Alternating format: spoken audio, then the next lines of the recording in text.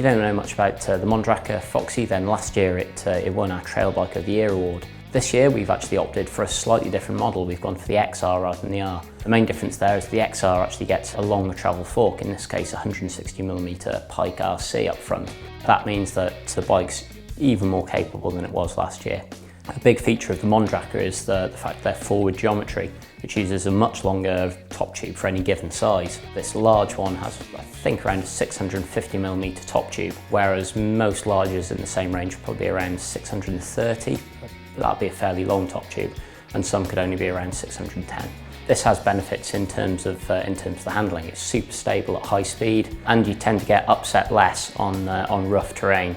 To offset this longer reach, and so that you can still fit on the bike, they fit a 30mm stem, as opposed to sort of like a 50mm or longer stem there. That's matched to not outlandish 740mm bars. So again, it's a very comfortable place to be, and I think once you've jumped on one, you don't actually feel that it's too weird.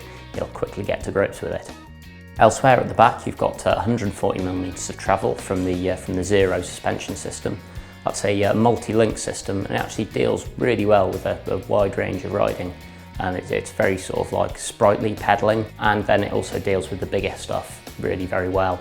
Spec-wise, Mondraker isn't able to deliver the value of some of the other brands that maybe have a direct sales model. That means that one trade-off is in the finishing kit. So instead of the SRAM X1 or X01 drivetrains that you see on some of the other bikes here instead we get an X7, X9 double setup with a race-faced crankset on there. And that's paired to Formula brakes, which probably aren't our favourite out there due to their limited lack of reach and lever adjustment. However, that given, they do still haul the bike up well, and there's plenty of feel and enough power to really get you stopping. However, it's when things get really fast that the bike definitely comes into its own. Even with the Ardents fitted, which aren't like the grippiest of tyres, you can really push very, very hard. In fact, probably the hardest of all the bikes that we've had on test here.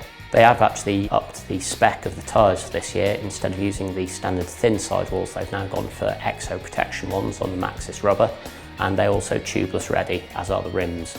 The all aluminium frame is pretty stiff. Some people don't like the looks of it. It's quite angular and sort of kicked back there, but again, it works very well. It tracks well through stuff, and we can't really fault it there. It's also moderately light for an aluminium frame. It's not the heaviest bike on test by a long shot.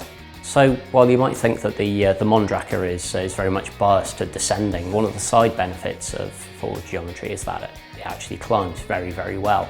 That's because the longer wheelbase gives you more weight to shift around, and even though you do have to move your body language further over the front to get it up things, it's actually incredibly stable, and it'll hold on very steep climbs for a long time. In fact, it's a very good all-round bike. We can't really fault it on that.